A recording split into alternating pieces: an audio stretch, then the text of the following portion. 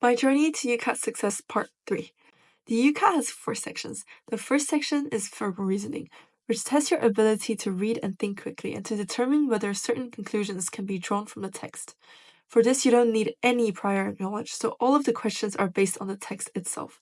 This section has 44 questions and it's 22 minutes long, so it's about 30 seconds per question. However, questions are bundled together in fours, so for each extract there will be 4 questions, so there's 11 extracts. There's a lot of time pressure in this section, so you have to work quickly. The second section is decision making, which tests your ability to think logically, critically, and to evaluate information. There's 35 questions that you have to do in 37 minutes, so there's roughly 1 minute per question. This section is relatively less time pressured, so you have more time to think each question through. The third section, and my favorite section, is quantitative reasoning, which tests your math and logical thinking abilities.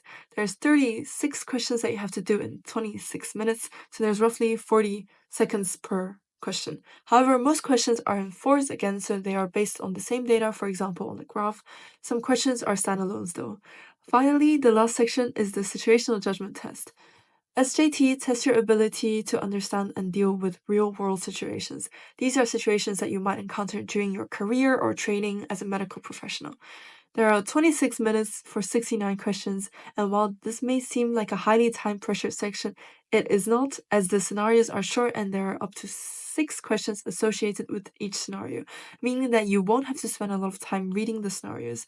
The first 3 sections, VR, DM, and QR, are scored out of 900, while SJT is scored in bands 1 to 4, where 1 is the best.